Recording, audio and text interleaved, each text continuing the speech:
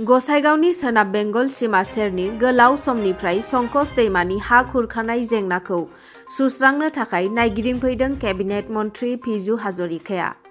गसाइगाव महकुमानि सिङाव थानाय गुबुन गुबुन ओनसोलाव जेरै सिमलाबारि, बरगफा आरो बागदरायाव दैनि जेंनाजों गोलाव समनिफ्रायनो भुगिनांनाय ओनसोलफोरखौ नायगिदिंफैदों आसामनि WRINPR बिफाननि मन्थ्रि पिजु हाजरिका बिथाङा।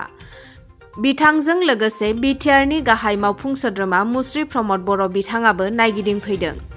गसाइगाव महकुमानि सिङाव थानाय सोनाब बंग सीमा संकस दैमाजों गोलाव समनिफ्रायनो हा खुरखानाय जेंनाजों भुगिनांनाय गामि सिमलाबारि, बरगफा आरो बागदरा गामिफोरखौ नायगिदिंफैदों। लोगोसे थाबैनो बेनि जेंनाफोरखौ सुस्रांनानै होनाय जासिगोन होननानैबो खोथा होयो मन्थ्रि बिथाङा।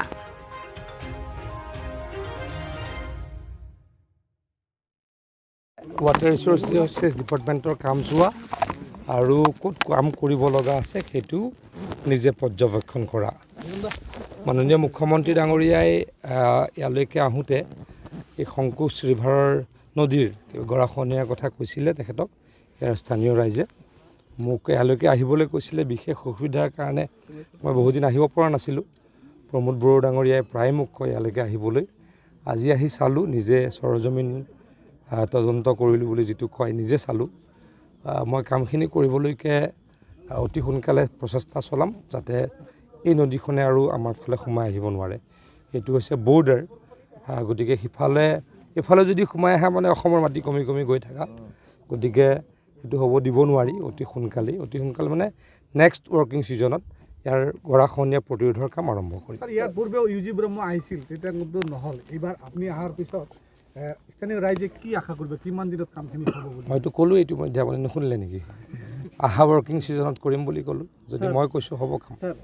ইউজিদাক দুখ দি লাভ নাই, তেওঁ ডিপাৰ্টমেণ্টৰ মন্ত্ৰী নহয়, মই ডিপাৰ্টমেণ্টৰ মন্ত্ৰী, গতিকে কামটো কৰিম বুলি ইতিমধ্যে কথা দিলোঁ। ভূপেন বৰাই এটা কথা কৈছিল 9খন সমষ্টিত জিকিব বুলি, আপোনাৰ কি মত? ভূপেন বৰা ডাঙৰীয়া ৰিয়েলিটিত নাই। আপোনালোকক লাগে নেকি? 9টা ইলেকশ্যনত একেবাৰে হাৰি, একেৰাহে 9টা ইলেকশ্যনত হাৰি 9টা চিটত লোকসভাত জিকিব। আপোনালোকৰো কিবা ক'ৰবাত অলপ কথাটো লাগে নেকি? তেনেকুৱা লাগে নেকি? বিশ্বাস কৰে নেকি?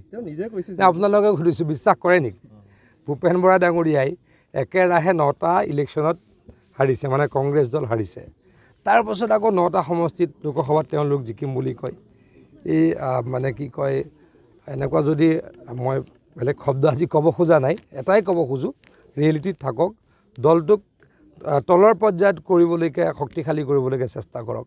ৰাজীৱ ভৱনত বহি কবিতা লিখি উফাইদাং মৰা কথা কৈ অসমৰ ৰাইজৰ কাষ চাপিব নোৱাৰে, আঁতৰিহে যাব। গতিকে কাষ চাপিবলৈ গাঁৱে গাঁৱে আহি পাৰিলে কাম কৰক।